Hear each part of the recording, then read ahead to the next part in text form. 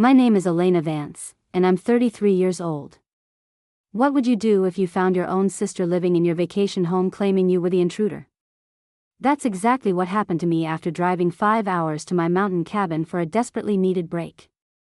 Instead of peace and solitude, I found my sister, her husband, and his parents sprawled across my living room like they owned the place. When I knocked on my own door, she had the audacity to call me a leech and threatened to call the cops on me. The best part? I told her to go ahead and try. What happened next turned her entire world upside down. And trust me, you'll want to hear every detail.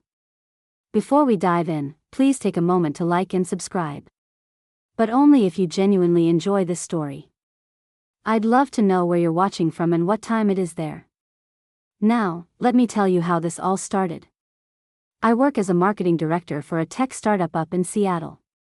For the past year, I've been pulling 70-hour weeks managing 3 major product launches while my team was cut in half due to budget constraints. My life had become an endless cycle of conference calls, spreadsheets, and lukewarm coffee at 10 p.m. 3 years ago. When I finally got promoted to director, I did something my family thought was insane. Instead of buying a fancy car or moving to a bigger apartment, I bought a small cabin in the mountains near Whistler. That cabin wasn't a gift or inheritance. It was 10 years of skipped vacations and ramen dinners. Every bonus, every tax refund, every freelance project went into that savings account labeled Freedom Fund. My family never understood it. At every holiday gathering, my mother would sigh dramatically and ask when I was going to settle down like Natalie.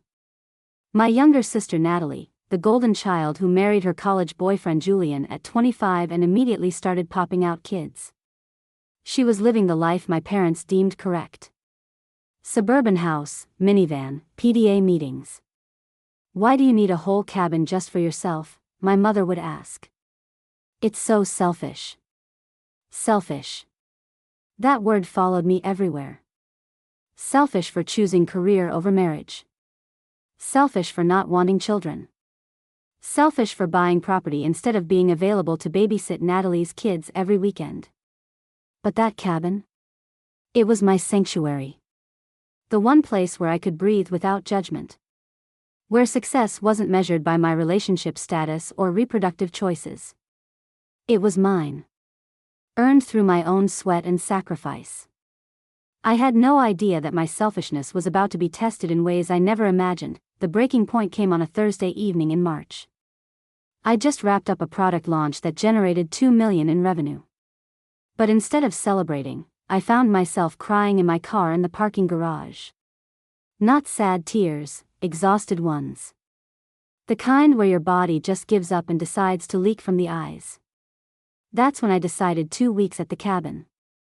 No laptop, no work phone, just books, wine, and absolute silence. I deliberately didn't tell anyone where I was going. I needed real peace.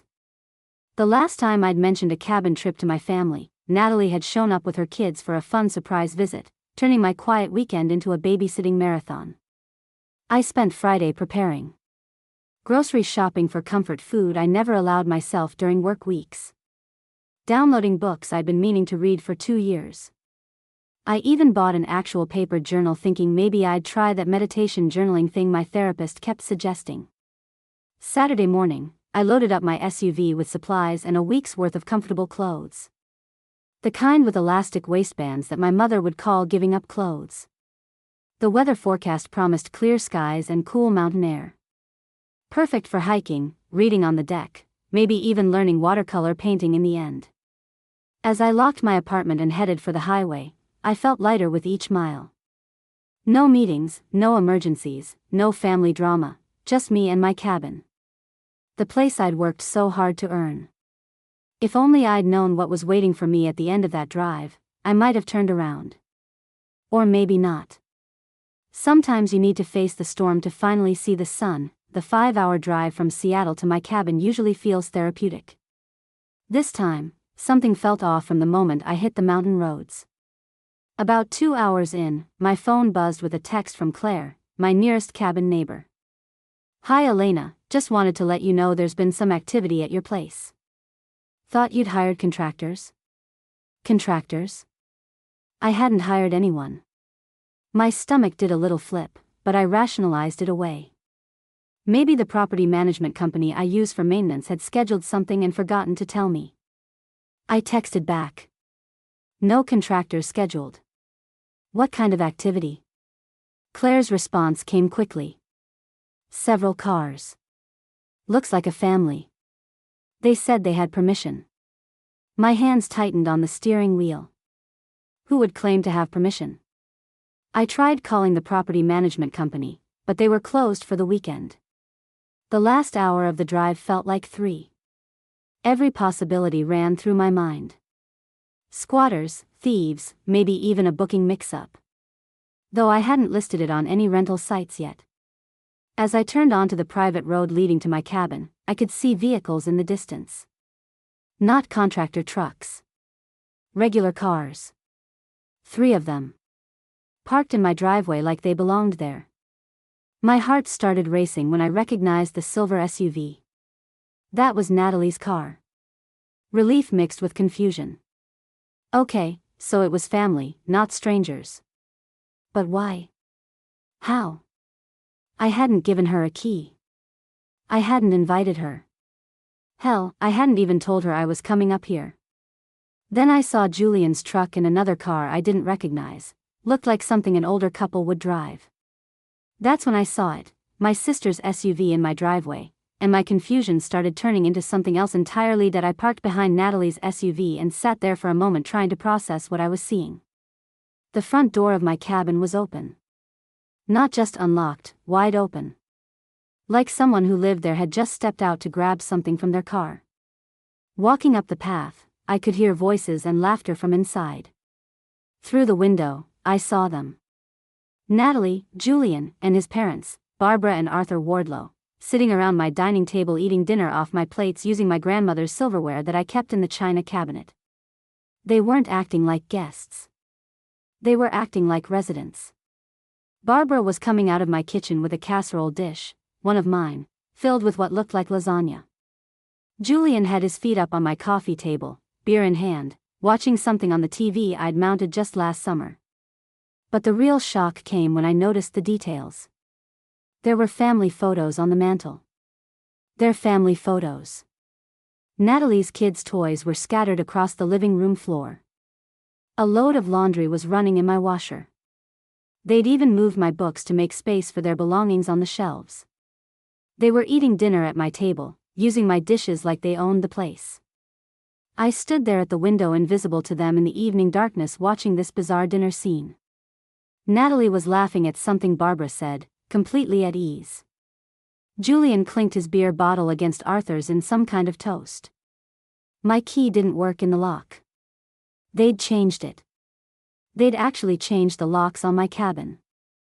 That's when the exhaustion turned to anger. Not hot anger. Cold, calculated anger. The kind that makes you very, very calm. I took out my phone and started recording.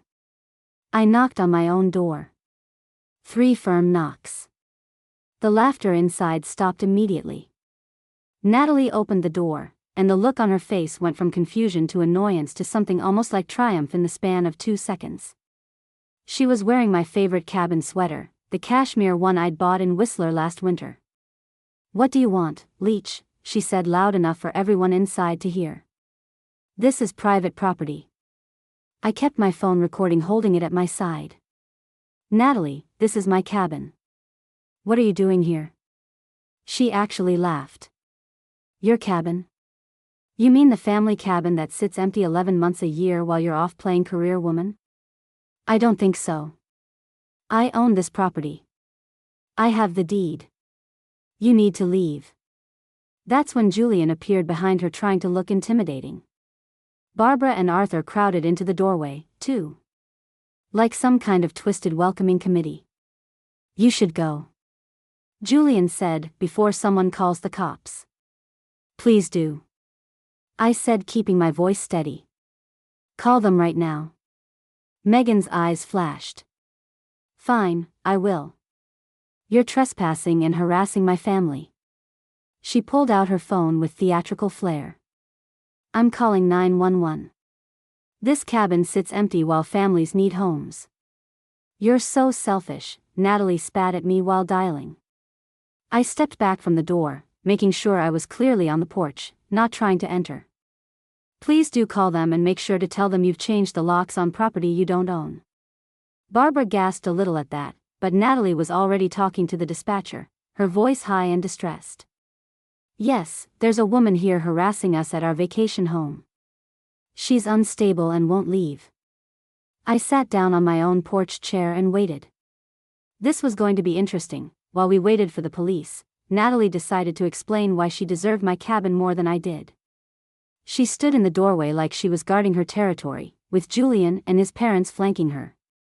You want to know why we're here, she said, her voice dripping with self-righteousness. Because it's criminal for you to hoard a 3-bedroom cabin when you're just one person, a selfish, childless person who doesn't even use it. Barbara chimed in, we needed a place for spring break with the grandkids. Hotels are so expensive, and this place was just sitting here empty. Mom and Dad agree, family should share resources based on need, Natalie added. And we need it more than you do. You already have your fancy apartment in Seattle. What do you need with a second home? I kept recording, staying calm. So you broke in? We didn't break in, Julian said quickly. We found a way into family property. That only I pay taxes on? That only my name is on the deed? Natalie rolled her eyes.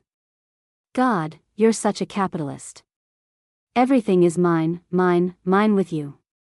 This is why you're alone, Elena. You don't understand family.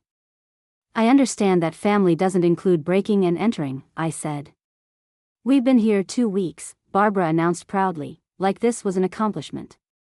Made it real homey for the kids. They love it here. 2 weeks. They'd been living in my cabin for 2 weeks while I was killing myself at work, dreaming of this escape. And you changed the locks? For safety, Julian said. Can't have random people walking in. The irony was so thick I could have cut it with a knife, but I just nodded, still recording, waiting for the sound of sirens in the distance. I stood up slowly, keeping my movements deliberate and non-threatening. The recorder on my phone was still running, and I made sure to hold it more visibly now. Say that again for the camera. Are you refusing to let me enter my own property? Natalie's face turned red. Stop recording me. That's illegal. We're outside, Natalie. Washington is a one-party consent state. I can record in public and on my own property. I'd learned that from a legal podcast during one of those endless commutes. Barbara tried to grab my phone, but I stepped back. Don't touch me or my property, please. You're being ridiculous, Natalie said. Put the phone away and we can talk about this like adults. We are talking. You've already admitted to entering my property without permission, changing my locks, and living here for 2 weeks. I just want to make sure we're all clear on the facts. Julian stepped forward. You need to leave now or things are going to get complicated. Complicated how? I asked calmly. Are you threatening me? No one's threatening anyone, Arthur Wardlow finally spoke up, clearly uncomfortable. Maybe we should all just calm down. I am calm, I said. I'm sitting on my own porch waiting for the police your wife called to sort out why I can't enter my own cabin. Natalie's kids appeared in the doorway, Leo, 8, and Lily, 6. They looked confused and a little scared. Aunt Elena? Lily said in a small voice. Why is everyone mad? Before I could answer, Natalie pulled them back inside. Kids, go watch TV in the bedroom. Aunt Elena is having one of her episodes. Episodes? Like I was the unstable one here. I took a deep breath, maintaining my composure. The sirens were getting closer now. Perfect. I couldn't wait for the officers to arrive. The 911 call had been pure theater. 2 police cruisers pulled up and I recognized Officer Miller immediately. He'd helped me 2 years ago when I'd reported a break-in at the cabin. Turned out to be a confused hiker, but Miller had been thorough and professional. Natalie practically ran out to meet them, already talking before they'd fully exited their vehicles. Officers, thank God you're here. This woman won't leave us alone. She's harassing my family during our vacation. Miller's partner, a younger officer named Ross, took out his notepad while Miller looked between Natalie and me. I saw the flicker of recognition in his eyes. "Ma'am," he said to me. "Can you step over here, please?" I walked over calmly while Natalie continued her performance for Officer Ross. She just showed up and started making demands, scaring my children. We've been here 2 weeks peacefully and now this. By now, 3 of my neighbors had come out to watch. Claire from next door, the Hendersons from across the street, and old Mr. Sato from 2 houses down. Great. An audience. Natalie loved an audience. "Ms. Vance," Officer Miller said to me quietly. "This is your cabin, isn't it?" I remember the break-in report from 2024. "Yes, officer, I own this property. I have all the documentation on my phone." He nodded. "And them?" He gestured toward Natalie and her family. "That's my sister. I didn't give her permission to be here. I've been in Seattle working. Came up today to find they've changed my locks." Miller's eyebrows went up. "Change the locks?" "Ma'am," Officer Ross called to Natalie. "Can you prove ownership of this property?" Natalie's confidence wavered just slightly. "It's family property. My sister is just being difficult because we didn't ask her first." The neighbors were recording now. This was about to get very interesting. I pulled out my phone and opened my documents folder. Thank God for cloud storage and my obsessive need to digitize everything. "Officer Miller, here's the deed to the property, purchased 3 years ago in my name only." I showed him the screen, then swiped. "Here are my property tax receipts for the last 3 years, all paid by me. Here's my homeowner's insurance policy and here's my driver's license matching the name and address on all these documents." Miller examined each document carefully while Ross watched Natalie's face grow paler with each swipe. "Ms. Sullivan," Ross said to Natalie. "Do you have any documentation showing your right to be here?" "We're family. She's my sister. Family shares." "That's not what I asked," Ross interrupted. "Do you have any legal documentation, a rental agreement, written permission, anything?" Julian stepped forward. "We don't need documentation to visit family property." "Actually, you do," Miller said. "If the legal owner says you don't have permission and you've changed the locks." He looked at me. "Ma'am, did you give them permission to change your locks?" "Absolutely not.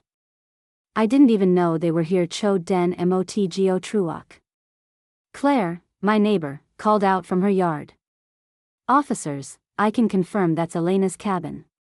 She's owned it for 3 years. These folks showed up 2 weeks ago saying Elena gave them permission to stay. That's what they told us, too." Mr. Henderson added. "Thought it was strange Elena didn't mention it, but..."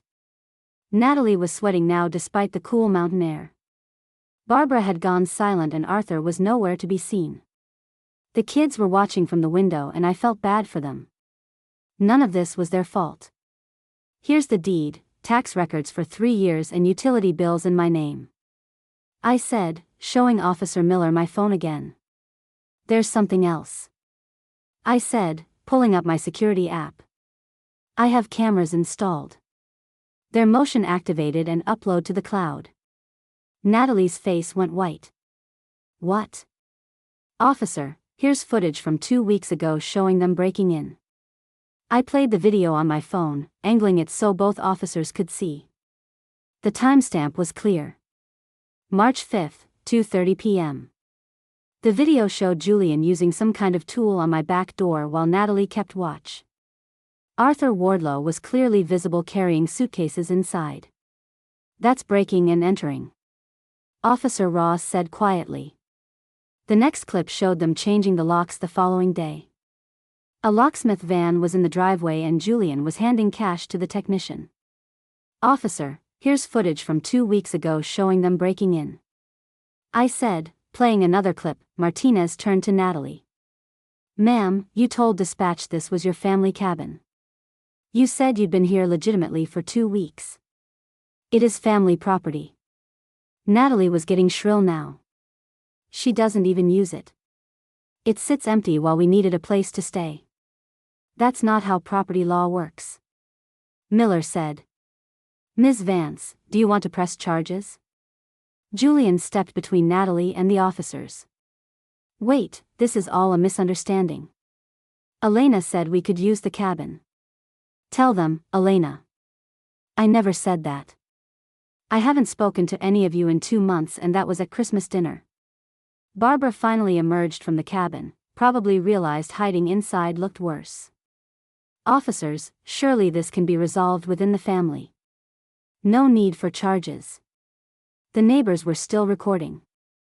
Mr. Sato had actually pulled out a lawn chair. This was better than cable for him, ma'am, Miller said to Natalie. You need to explain why you told the locksmith that you owned this property. Natalie's entire demeanor changed. The righteous anger melted into desperate bargaining, her voice shifting from accusatory to pleading. Officers, this is just a family misunderstanding. Elena and we talked about this months ago. She said the cabin was available for family use. I said no such thing. I replied calmly. You did. At Christmas. You said, she was scrambling now. You said family should support each other. I said that when you asked me for another loan, which I refused by the way. Julian jumped in. We've been having financial troubles. We just needed a place to decompress. Elena has so much and she promised. We're family. This is just a misunderstanding. Natalie interrupted her husband, tears starting to form. Classic Natalie. When confrontation fails, cry. Barbara tried a different approach. Officers, the children have been so happy here. Surely you won't traumatize them by throwing us out like criminals. You are criminals. Claire called out from her yard. You broke into her house. More neighbors had gathered now. The Porters, the Walkers, even the usually reclusive Mrs. Gable. Everyone had their phones out. Ma'am. Officer Ross addressed Natalie. Did you or did you not tell the locksmith you owned this property? We. It's family property. That's not an answer. Did you lie to the locksmith? Arthur Wardlow finally reappeared, looking defeated. Officers, we didn't know. Natalie told us Elena gave permission. We thought it was all arranged. Barbara turned on her husband. Arthur, don't, I'm not going to jail for this, Barb. Natalie said it was fine. She said Elena never uses it anyway, so it wasn't really stealing. The word stealing hung in the air. Natalie looked at her father-in-law with betrayal written across her face. Actually, officers. I said, pulling up another app on my phone. There's one more thing. The cabin isn't sitting empty. I rent it out. Natalie's tears stopped mid-sob. You what? I have a booking through Airbnb starting Monday. A family from Oregon paid $3,000 for a week. I showed Officer Miller the confirmation. They arrive in 48 hours. You never said you were renting it, Julian accused. I don't need to clear my business decisions with you. But this means you've not only trespassed and committed breaking and entering, you've potentially cost me $3,000 in rental income and could damage my ratings as a host. Officer Ross was taking notes. That's fraud charges on top of breaking and entering. I have paying guests arriving in 48 hours who've already paid $3,000. I repeated for emphasis. The neighbors were murmuring among themselves. Mrs. Gable called out. I wondered why you hadn't been up lately, Elena. These folks told me you gave them the cabin for the month. They told me the same thing. Mr. Porter added. Said you felt guilty about having so much space to yourself. Natalie was cornered now. Every lie was being exposed in front of an audience. Barbara was stepping away from her daughter-in-law, creating physical distance. Arthur was already heading toward their car. Ms. Sullivan. Officer Miller said formally. You're looking at criminal trespass, breaking and entering, fraud and potentially theft of services if Ms. Vance has to refund her guests. Do you understand the situation you're in? Julian pulled Natalie aside, whispering frantically. I heard him hiss. You said she never rents it out. You said no one would know. The truth was becoming crystal clear to everyone watching. This wasn't a misunderstanding. It was a calculated theft. Officer Miller suggested calling our parents to help resolve the situation before formal charges were filed. Natalie eagerly agreed, probably thinking Mom and Dad would take her side like they always did. 20 minutes later, Dad's truck pulled up. Mom was with him and they both looked confused and concerned. Dad's face went from worried to shocked as he took in the scene. Police cars, gathered neighbors, and Natalie in tears. What's going on here? Dad asked, looking Jua Chung Tua. Natalie, Konda Lam Gi the Nai? De la Tai San Qua Elena. Dad said after Officer Miller explained the situation. Mom immediately went to Natalie. There must be some mistake. Natalie wouldn't. She broke into my cabin, Mom. Changed the locks. Has been living here for 2 weeks. Dad looked at Natalie. Is this true? Dad, she doesn't even use it. It's not fair that she has all this space while we're struggling. That's not Natalie. That's not how ownership works. Dad said slowly, like he was explaining to a child. You can't just take what isn't yours because you think it's unfair. You always take her side. Natalie accused. There are no sides here. There's legal and illegal. You broke into your sister's property. Mom was quieter now, processing. Natalie, honey, tell me you didn't actually break in. We had to. She would have said no if we asked. The admission hung in the air. Even Mom couldn't defend that logic. Arthur Wardlow approached my father. We didn't know, honestly. Natalie told us it was arranged. Dad shook his head. Arthur, you're a grown man. You didn't think to verify before moving into someone else's property? The crowd of neighbors was growing. This was the most excitement the mountain community had seen in years. Claire stepped forward, addressing the officers directly. I'd like to make a statement. I've been Elena's neighbor for 3 years. She's a responsible owner who maintains her property and has never caused any problems. 2 weeks ago, she continued, these people showed up. The woman, Natalie, told me Elena had given them the cabin for a month while she was too busy with work. I thought it was strange because Elena always lets me know when someone will be staying here, but I figured it was family. Mr. Henderson joined in. They told us Elena gave her the cabin. We thought it was strange, but, you know, family, Mrs. Gable added in her testimony. I have a Ring camera facing the street. I've got footage of them arriving with a U-Haul. Like they were moving in permanently. She told us Elena gave her the cabin. We thought it was weird, Mr. Sato said from his lawn chair. The woman kept complaining about Elena constantly. Said she was selfish. Said she didn't deserve the cabin. It made all of us uncomfortable. Natalie was shrinking with each testimony. The image she'd tried to project, the poor sister given permission to use the empty cabin, was crumbling publicly. Officer Ross was documenting everything. So, multiple witnesses heard Ms. Sullivan claim she had permission, but also heard her disparaging the owner. She called Elena a cold-hearted witch just yesterday, Mrs. Gable added. Said it was about time someone put her in her place. Julian grabbed Natalie's arm. You told the whole neighborhood? Barbara was backing toward their car now, pulling Arthur with her. We should go. This doesn't concern us anymore. The court of public opinion had rendered its verdict, and Natalie stood condemned. Barbara Wardlow stopped her retreat to the car and turned on Natalie with a fury only a mother-in-law could muster. You lied to us, too. You said she gave you permission. You made us accomplices to breaking and entering. Mom Wardlow, Natalie started. Don't you, Mom Wardlow, me. We could go to jail. Arthur's on the church board. I'm in the women's league. Our reputation. Barbara's voice was rising with each word. Arthur found his voice, too. We gave you money for the locksmith. That makes us part of this crime. Julian looked stunned. Mom, Dad, let's just calm down. You said she gave you permission. You lied to us, too. Barbara turned on her son. Did you know? Did you know this was illegal? Julian's silence was damning.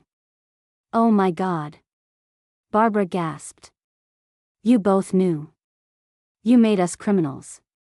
My dad stepped forward. Barbara, Arthur, I'm sorry you got dragged into this. Natalie has a history of bending the truth when it suits her. Bending the truth? Barbara shrieked. This is breaking and entering. This is fraud. My grandchildren are here witnessing their parents get arrested. The kids were still watching from the window, and I saw Lily start to cry. This wasn't their fault, but they were paying the price for their parents' choices. Officer Miller addressed the group. Let's all calm down. Ms. Vance, what would you like to do here? You're within your rights to press charges. All eyes turned to me. Natalie looked terrified, Julian angry, Barbara disgusted, and my parents disappointed. The neighbors waited with their phones still recording. I need them out of my cabin, now, I said firmly. That's the minimum, Miller confirmed. But the criminal charges? Officer Miller squared his shoulders and addressed Natalie formally. Ms. Sullivan, based on the evidence presented, video footage of breaking and entering, changing locks without permission, false statements to neighbors, and admission of knowing the owner would refuse permission, you and your husband have committed criminal trespass and breaking and entering. Natalie started sobbing, real tears this time, not the manipulative kind. Ma'am, you need to vacate immediately or face arrest for trespassing, Miller continued. Ms. Vance has every right to press charges for breaking and entering, fraud, and theft of services. Please, Julian stepped forward. Chung toi ko kan no. Chung toi de fam sai lam, and hung lam on dung lam the nai. Officer Ross interjected, a mistake is forgetting to return a borrowed tool. This was planned and deliberate. You brought a U-Haul, you changed the locks. You told elaborate lies to multiple people. My mom finally spoke up. Elena, honey, maybe we can handle this as a family. We tried that, Mom, for years. Every time Natalie takes advantage, you all say, handle it as a family. Well, this is me handling it. Dad placed his hand on Mom's shoulder. Let Elena decide. It's her property. Miller looked at me. Ms. Vance, I need to know, are you pressing charges?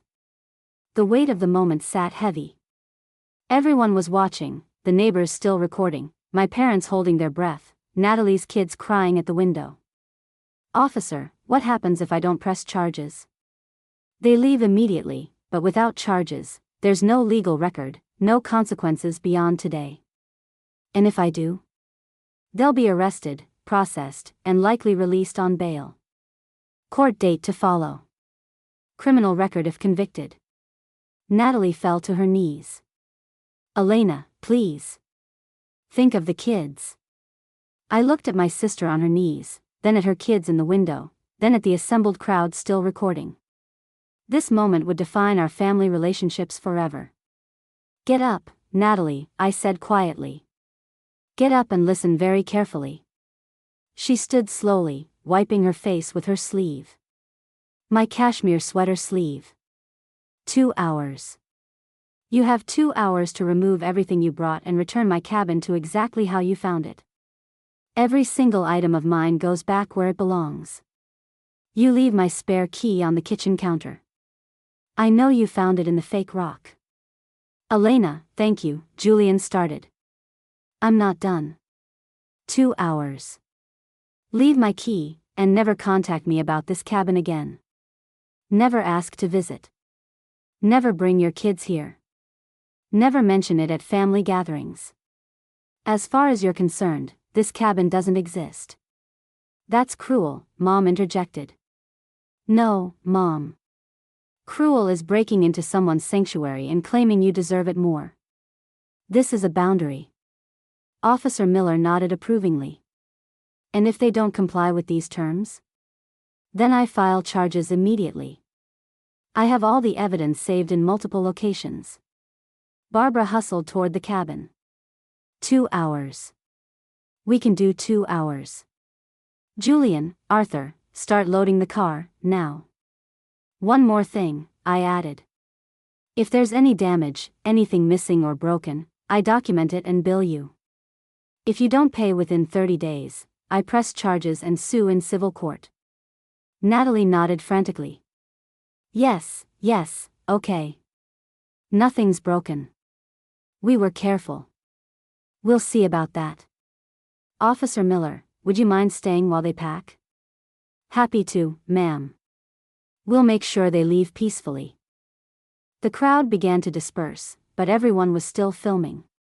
The next 2 hours were a master class in public humiliation. The Wardlows scrambled to pack while half the neighborhood watched from their yards. Some had even brought out lawn chairs and drinks, treating it like community theater. Natalie tried to maintain some dignity, but it was impossible. Every trip to the car with armloads of their belongings was witnessed. Barbara barked orders at everyone, desperate to get out before the 2-hour deadline. Arthur loaded the car in silence, his face red with embarrassment. The kids were the hardest to watch. Leo helped carry his toys out, confused and upset. Why can't we stay at Aunt Elena's cabin anymore? He asked his mother. Because Aunt Elena is. Natalie caught herself when she saw Officer Miller watching. Because we have to go home now. Claire called out helpfully, there's a lovely campground about 20 miles down the mountain if you folks need a place to stay tonight. Much more affordable than stealing someone's house, Mrs. Gable added. Julian's face was purple with rage and embarrassment as he carried out suitcases. At one point, he dropped a bag and clothes spilled across my driveway. The neighbors actually applauded sarcastically. 1 hour left, Officer Ross announced. Barbara emerged holding my cashmere sweater. This is Elena's, she said, shooting a glare at Natalie. I thought it was in the cabin when we. Natalie started. Don't lie anymore, Barbara snapped. Just don't. My parents stood by their truck, watching silently. Dad looked disappointed, but not surprised. Mom kept wringing her hands, torn between her 2 daughters. With 30 minutes to spare, they were loaded. The cabin door stood open, and I could see inside. It looked ransacked, but at least they were leaving. But the real consequences were just beginning. After they drove away, Officer Miller accompanied me inside for the inspection. What I found made my stomach turn. My grandmother's antique vase was cracked and poorly glued back together. The Persian rug in the living room had a large wine stain covered by furniture. They'd moved my grandmother's photos to the garage, some frames broken. My wine collection, about $2,000 worth, was decimated. Empty bottles filled the recycling bin. They'd even moved my grandmother's photos into the garage, I said, picking up a cracked frame. In the master bedroom, my sheets were stained, and my grandmother's quilt had a burn hole from what looked like a curling iron. The bathroom tiles were chipped where something heavy had been dropped. Document everything, Miller advised. Photos, videos, make a list. Claire appeared in the doorway. I have ring footage of them bringing in a keg last weekend. There was a party with about 15 people. A party in my sanctuary with my things. The kitchen was worse. My cast iron pans were rusted from being put in the dishwasher. The knife set was incomplete, 2 expensive Japanese knives missing. The coffee maker was broken, hidden in the pantry. I tallied it up. Between the wine, the antiques, the damage, and missing items, about $5,000. This changes things, Officer Miller said. Theft over $5,000 is a felony in British Columbia. Tuidia DM Aspen/Whistler. I sat on my violated sanctuary, feeling the weight of it all. They hadn't just stolen my space, they destroyed my peace. My phone buzzed, a text from Natalie. I hope you're happy destroying your family over property. Officer Miller read it over my shoulder. Save that. It shows no remorse, which prosecutors love. The entitlement is mind-blowing, right? They actually thought they could just take my property because I'm single. If you're still watching, you're probably as shocked as I was. Please hit subscribe if you want to hear more stories about standing up to toxic family members. And tell me, would you have pressed charges? The ending might surprise you. Before they left, I gathered everyone, my family, the Wardlows, and the watching neighbors for one final confrontation. This isn't the first time.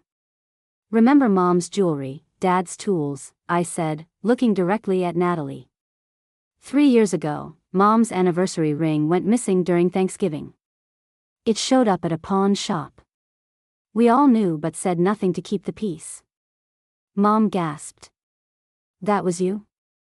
Dad's power tools disappeared from the garage during Lily's birthday party. Julian sold them on Craigslist. I saw the listing but Dad told me to let it go. Dad nodded slowly. I knew. I just hoped it would stop. The charity money from the church fundraiser I organized? $500 vanished. Natalie had a sudden windfall that week for her kitchen renovation. Barbara's mouth fell open. You stole from a church?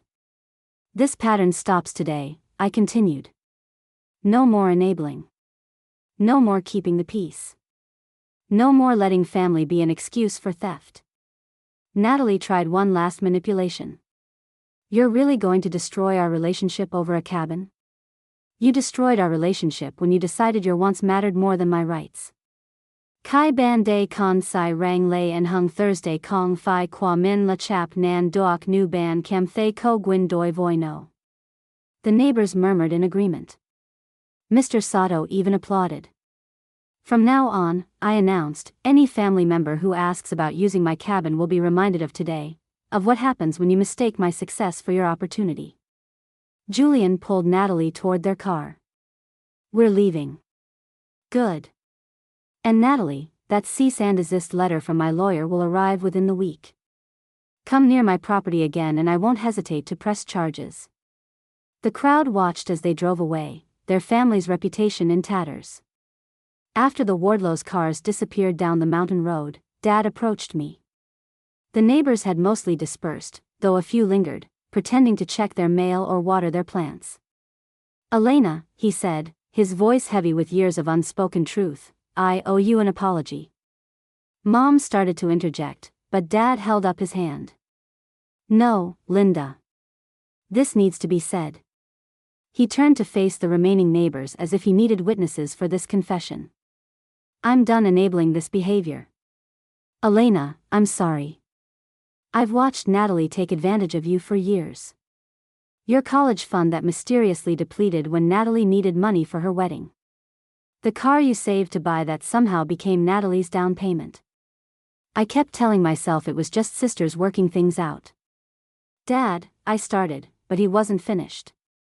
No, let me finish. Every family gathering, we pressured you to forgive, to share, to be the bigger person. But you've always been the bigger person. Natalie has just been greedy. His voice cracked. I failed you as a father. I taught one daughter she could take whatever she wanted and another that she had to give everything to keep the peace. Mom was crying now, silently. From now on, Dad continued, Natalie faces consequences. No more bailouts. No more excuses. And Elena, your cabin is yours. Anyone who says otherwise can deal with me. Margaret, still in her yard, called out, about time someone said it.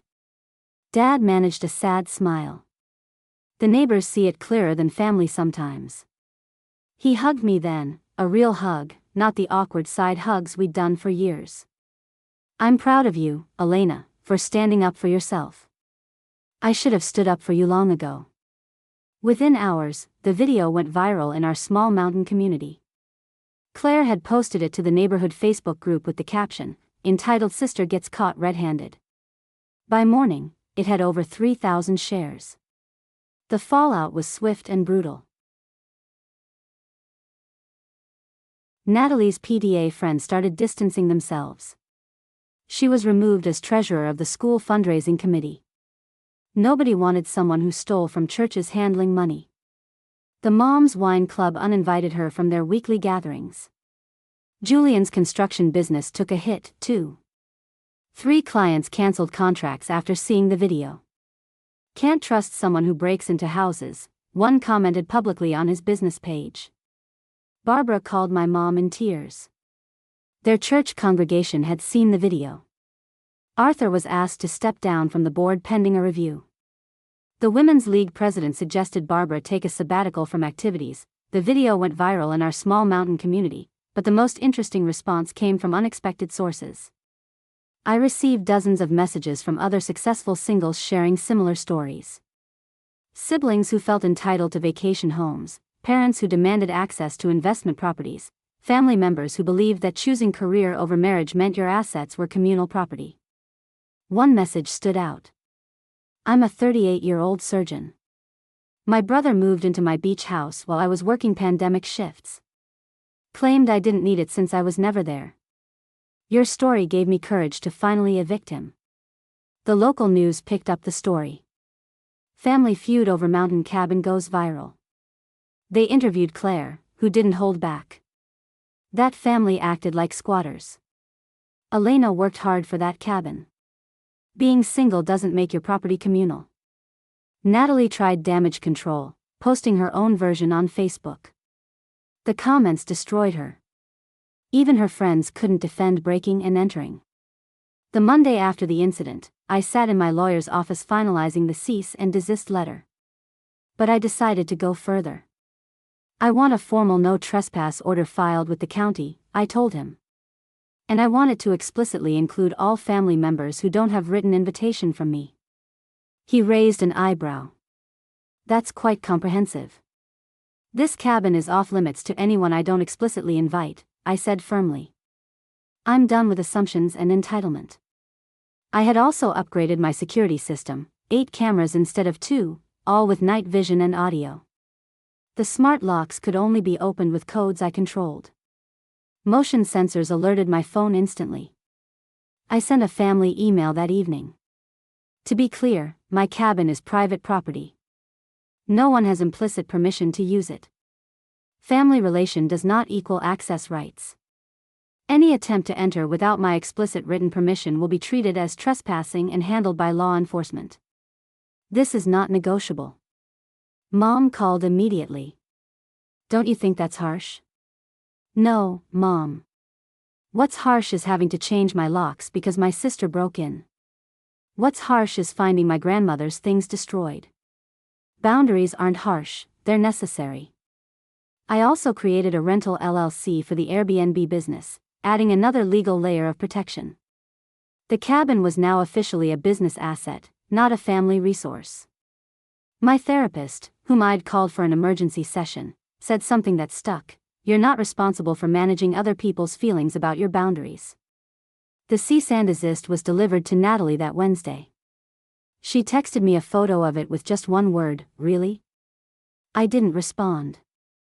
The boundary was the response. Monday afternoon, the Oregon family arrived right on schedule, a couple with 2 teenagers. I met them at the cabin to hand over the keys and do a walkthrough, making sure everything was perfect after the weekend's drama. "This place is absolutely gorgeous," the wife, Sarah, exclaimed. The pictures didn't do it justice. I'd spent Sunday frantically cleaning and replacing damaged items. New wine glasses, fresh linens, and my grandmother's photos back in their proper places. The cracked vase was hidden away, a reminder of the violation. "We've been saving for this trip for 2 years, the husband, Marcus, told me. Our first real vacation since COVID." Their teenage daughter was already on the deck, taking Instagram photos of the mountain view.